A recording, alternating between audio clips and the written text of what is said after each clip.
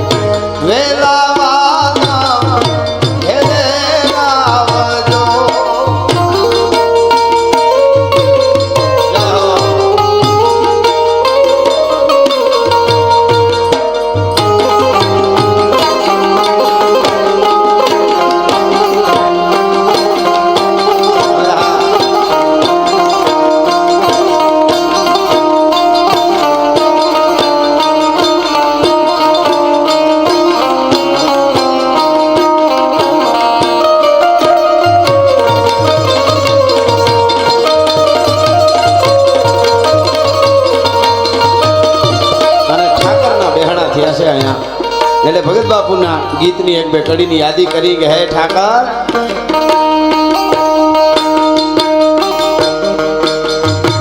તારા સિવાય અમારો બીજો કોઈ આધાર નથી મારો બાપ. એટલે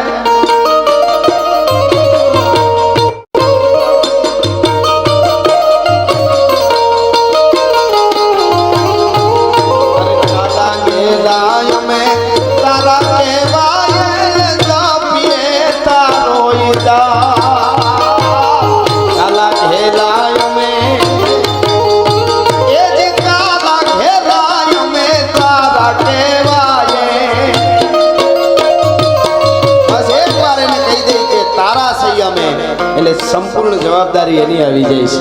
આપણે ઘણીવાર કહીએ છીએ કે અમરમાં જાતા હોય અને વાહે પકડવા વાળા આવે લૂંટારાઓ, અને વાહેથી ફૂગું આંબુ થઈ જાય, ને અમરમાં એમ બોલે સતદેવીદાસ. એટલે ઓલાને આમ ભણકારા વાગે, આમ જાય તો આમ. અને મેઘાણીજી બહુ સરસ એની ચોખવટ કરી છે કે અસત્ય છે ને એ ઘોડા ઉપર બેઠું હોય અને સત્ય પગપાળું વયું જતું હોય, પણ અસત્યની તાકાત નથી સત્યને પકડી શકે ભલા માણસ. એ તાકાત છે. એને ઠાકરને તારા સહી જેવા સહી તારા સહી.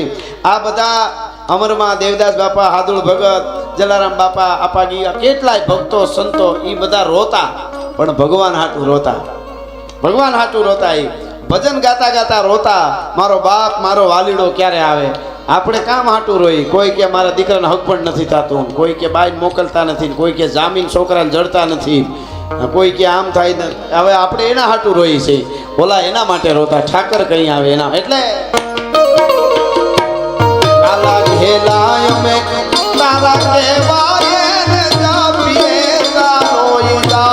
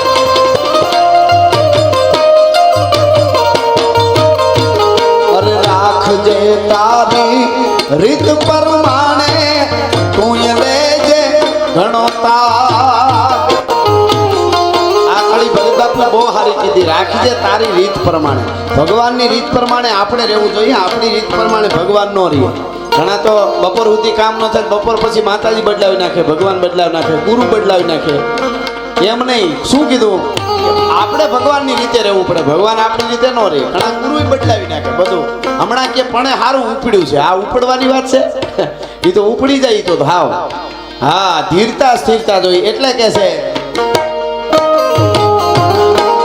રાખજે તારી રીત પ્રમાણે તું લેજે ઘણો તાર